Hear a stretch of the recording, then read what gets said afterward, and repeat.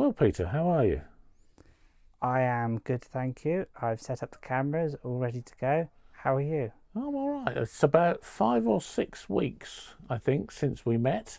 And even then, I was getting dates wrong for future videos as we tried to film a few at a time because I was going away. And so, in theory, this one goes out on June the 17th, but I'm Yeah, sure you'll put a correction up if I've got it wrong. yeah, I think you're That right there. sounds about right. And I've been on holiday. Um, Yes. what have you been doing whilst I've been on holiday? Anything exciting? Um, yeah, I made a video game.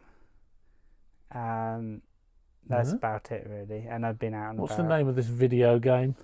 It's called Popular Kids. Popular Kids. It Okay, should I be recommending this to no, the multitude? Why not?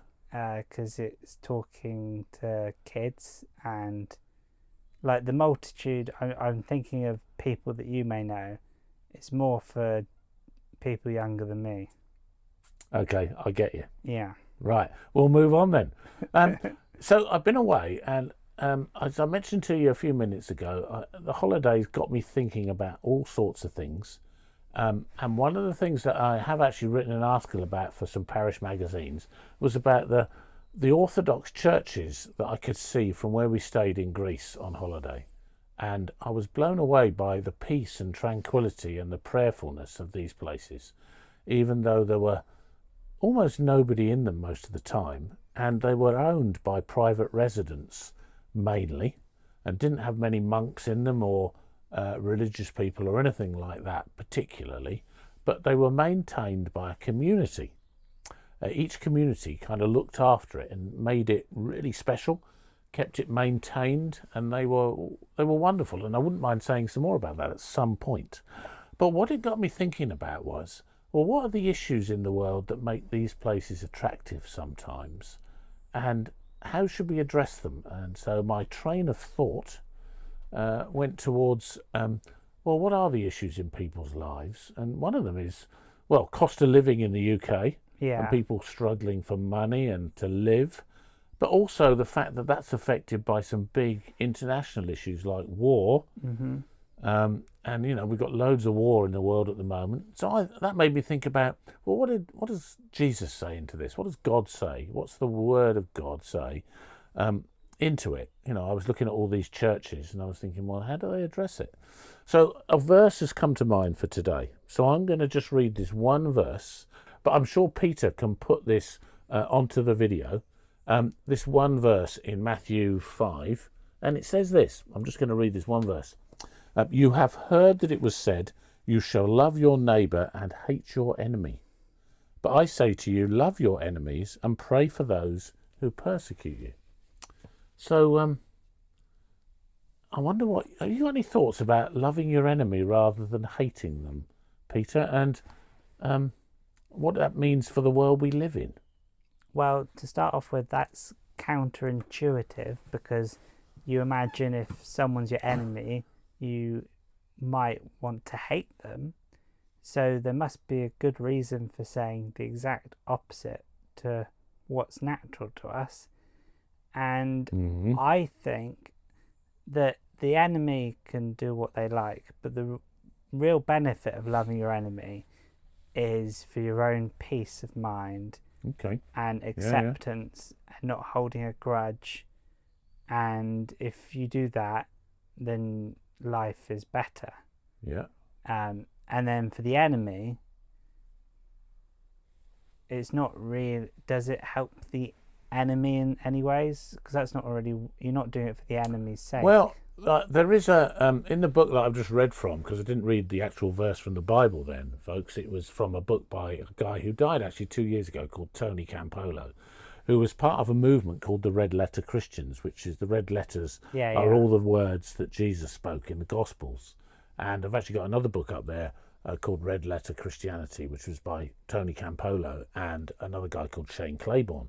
And one of the things that comes out of that whole ethos is a kind of mindset that resonates quite a lot with people who might be pacifists or non-violent resistors, but still needs us to grapple with, even if we don't believe that. And Could yeah, go on. Could you just explain what a pacifist is? Well, a pacifist would be somebody who believes that you should always be at peace and therefore not fight other people. And then what is a A non-violent? non-violent resistor would be somebody who is quite prepared to stand up to people who want to fight or be violent, Yeah. but not actually fight them back, but stand almost in front of them, as distinct from a pacifist who might just back away and Okay. say, I'm not getting involved. That makes sense. Thank you. So you could be on the front line but not fight, if you see what I Yeah. mean, to take it to its extreme. And I think there was in this book, actually, it does say, I'm just going to quote this one line because I thought it was both amusing but also a challenge. Somebody who had a bumper sticker on their car that reads, when Jesus said love your enemies, he probably meant we shouldn't kill them. And so, your point about, well, maybe it helps us more than them, but I suppose if we didn't kill them, Yeah. maybe it helps them. I don't know. What do you, is that part of the challenge? We've got wars in Ukraine versus Russia. We've got Lebanon, Israel, Iran, and the United States, and so on going on. We've got Sudan and two factions fighting there. We've got potential for conflict in other regions. It's a bit of a nightmare world we live in with a lot of war. So how do we take those verses? I don't know. It's just a challenge, isn't it? So do you think loving your enemy should apply in a wartime situation, or would you have to break the rule? And why would you break the rule? Like going to war and killing your enemy, for example. Would you? I'm not into killing people. I haven't done it for no. No, killing people is bad. But what I'm getting at is, could you imagine a scenario that killing people in wartime is justified? Well, this is the difficult one, isn't it? I mean, there is just war theory. You might have come across that. Yeah. I mean, I've got it listed in the same book here. Yeah. Sort of 6 categories of reasons why you might go to war. Yeah. Which were worked out. I'm trying to think who first came up with this. In fact, I might be able to say. Let me go back. I think I can probably mention it. Augustine was the first one in the 4th century. Okay. Yeah. Saint Augustine. So he came up with these 6 categories for, maybe a just war. Yeah. I'm not quite sure how that fits, though, with that one verse we've just read. Love your enemy kind of doesn't mean kill them, does it? No. Does it? I mean, it doesn't say like them. I don't have to like them, do I? Well, I don't think that the just war theory really goes with Jesus's teachings. But St. Augustine was probably quite a Christian figure, wasn't he, really? Yeah. But from my point of view, not a saint, but Peter, I don't know, I was trying to canonize myself. Yeah, do. In the Bible, for example, the Old Testament, the Israelites went to war for neighbouring places after their time in the desert to build God's nation of Israel. Yeah. So that was just war. But the thing about the New Testament is that Jesus has a different way of he sort of fulfills God's promise, so that, in my point of view, just war doesn't need to be done anymore. And I can't really see how a just war fits in with Jesus's teachings about love and everything. And I think it's a mistake for humanity to go to war based on the red letter and things like that. And yet, the challenge to me is always, I don't mind putting my colours, to the world. I kind of feel I'm not so much a pacifist, but more of wanting to be a non-violent resistor. Whether I could do it in reality, though, and what that means for how we coped, for example, with the Second World War. Yeah. How do you stand up to someone who is basically wanting to slowly invade other nations and do dreadful things to the Jews and so on. What's the response to that? And similarly, if somebody in my family is being threatened, how would I respond? And there's always that challenge of what does it mean to be a non-violent resistor in that case? Do I just stand in front and take whatever is coming first so that I protect somebody else? But that doesn't mean they will ultimately be protected, because it could be that somebody breaks into your home, is bent on violence and decimates the lot. I mean, I don't know. Is it right that you're martyred in a sense in that cause? And I don't know how I'd be if it really came to it, but I kind of want to fulfill. I'm kind of for want of a better word, a truth teller, Peter. So if I think that's truth, that we should love our enemy, I struggle with how to respond to that. And I'm sure I'm not the only one. I mean, my problem is if people go to war and they kill people, under a just war theory, there's an awful lot of trauma in the soldiers after that war is finished. Almost the knock-on effect is huge, and often we're not in a better situation at the end of it than we were when we did it. I mean, we don't know how this current war in Iran / Israel is going to pan out, and whether we're better off at the end of it. The Iraq war in 2003 caused all sorts of mayhem because there was no kind of plan to follow it. And there are if we go through the just war stuff, there are arguments both sides of this. So I always come back to the red letters. Same as I'd like to come back to the red letters about poverty and about nationhood and about aliens and foreigners. These all might be interrelated topics, really. How do we do that? But if I'm trying to love my enemy, it's a heck of a difficult one. I mean, what do you think about this? I'll quote one more verse at you, which is Romans 12, verse 20, where Paul, in this, he's dealing not so much with a war situation, but he says, we can put this up again. If your enemies are hungry, feed them. So if your enemy is hungry, feed them. If they are thirsty, give them something to drink. For by doing this, you will heap burning coals on their heads. So how do I take that verse? It's not a red letter verse. It's Paul speaking. But does that mean we should basically do a food drop over Iran or Russia, or rather than bomb them with drones? I don't know. What do you think of those? What's your take on that? I don't think it's up to ourselves to implement the Bible's teachings when it's our country that's responsible and politics. So I think that if I was around in World War II era and I was conscripted or drafted to war, I would think it's my personal responsibility to follow Jesus' teachings only applies to things which are within my control, whereas whether I should go to war, that's outside my control. So it's not my burden to be a pacifist in that situation. So would it be more that you follow the authority of the leadership of the nation? Yeah. Which in one sense we're called to pray for our leaders in another part of the Bible. Yeah. Because I think that's the way of doing it, because if you try and be a pacifist when you've got a world threat like Nazi Germany, in my view, the red letter stuff goes out the window. So Jesus goes out the window.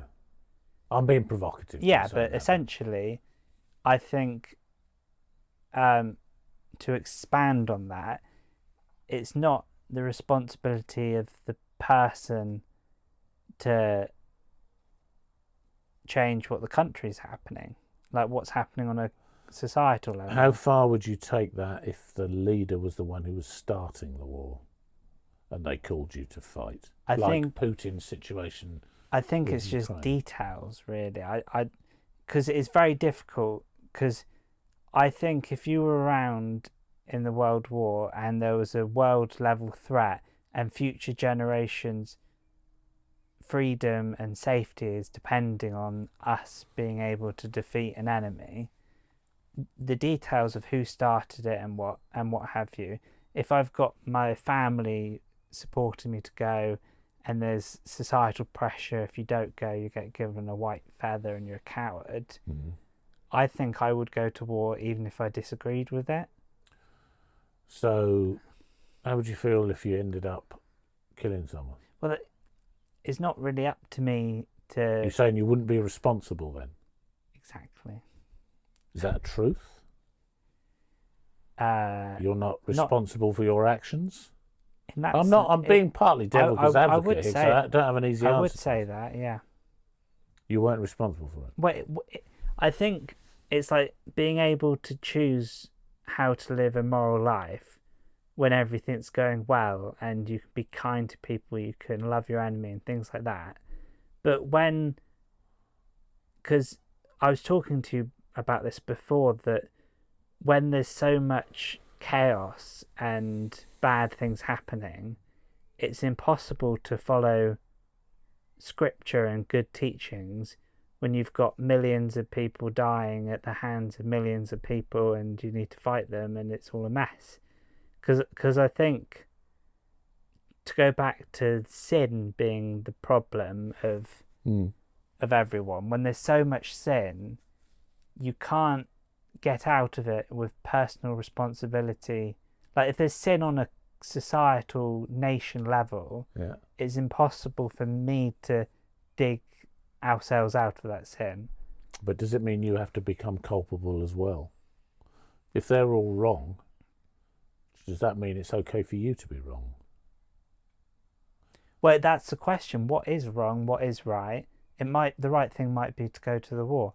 Because as much as we say, oh, you shouldn't kill people and love your enemy, the reality is the fact that we've got the freedoms and everything we have in our lifetime is because people, to do with Remembrance Day, died for us, Yeah, I mean, they did. But, and I think we should honour that. I really do believe we should honour the fact they have done that. It doesn't mean that I should say, therefore, we should carry on with that policy of sending to do it. But what I would say is they did the right thing in creating a world that's more livable, but they scripturally did the wrong thing. That's what I think it's really hard. So does that mean on other aspects? I mean, again, I'm wanting to provoke a bit, but does that mean in other aspects of our lives we should just say, well, Jesus said this, but actually I'm not going to follow that because it just doesn't seem right because everybody else is doing something different? It depends on the severity of because not going to war during wartime is extremely difficult, but having family values, being moral in a world that's falling apart, if that means I just curate what I expose myself on the internet and stay good, like that's achievable. But in a world, because you know how difficult it was not to go to war for someone my age. Yeah, absolutely. It's impossible. And it might happen again. It might yet. Oh, we don't know. War is obviously changing in the way it's being done now. But we've already talked about it. I found it interesting. Somebody quoted a few weeks back to me that apparently a lot of soldiers who go to war, though, when they've got the enemy in front of them, they actually don't fire at. They actually miss on purpose almost because they don't want to actually be responsible for the action of killing that person. Well, that blows everything out. What I was saying, because not necessarily. If I go to war, should I be aiming to kill the enemy in that scenario? It depends whether you're personally responsible or you think the government who've sent you there are responsible. I see where you're getting at. It's a bit messy. I think it's really a complicated issue that people don't often talk about. I mean, they kind of go with the flow, which is if we've got to go to war, we go to war. But actually, for the people who have to do it, the consequences of it, whether even if they survive it, doesn't necessarily mean that they have a life worth living after it. And so it's such a complex issue that I come back to, how do we respond to these red letter words? Those it's actually two verses in Matthew 5 in the Sermon on the Mount. And And there are loads like that. You see, Jesus kept provoking people with these kind of comments and asking questions that were so profound that you think, hang on a minute, how do I respond to that? So I'm not coming up necessarily with a set answer here. I mean, my personal view is I'd like to think I was a non-violent resistor, but I know that I'm not sure if I can quite get there and how I would have responded if, I mean, I'm, probably at my age, I'm not going to get conscripted, but I'm very conscious that it could still happen and does happen in a lot of places. And, ultimately I'm not for war. I'm not for killing. No. So it's a dilemma, isn't it? And, for you, but it's something we have to face because, part of the reason we've got all the problems we have is because people are fighting one another all over the world. Most people pay taxes and they get that tax money facilitates Ukraine to fight Russia. Yes, some of it does. So we're all we all vote in, albeit semi-democratically. Yeah. That could be another topic. Yeah. Whether we actually live in a democracy, and whether we should, or whether there should be some other system. But ultimately, I'm coming back as a kind of, for want of a better word, man of God. Guy who occasionally puts a collar around his neck. That I think I want to take seriously what Jesus challenges me with, and exactly. I think I want to throw that out to the world through this video and say, you've got to come to your own conclusions, but it's a complicated topic that's worth thinking about, really. Yeah. Have you got any last thoughts? No, do I you wish I had an answer. Go on. Do you think we should love our enemy regardless, or when it's possible? I think we should, but I'm not saying I'm good at it. We don't know what that looks like. No, I mean, I do think we don't have to like them. Okay. I think there is a difference. But I think we have to understand that all humans are made in the image of God, and God loves them, even if they end up being awful. Yeah. So what does that mean? It's a real challenge. It is a real challenge. But, we'll leave you with that, folks, for this week, and see you next week. Thank you very much.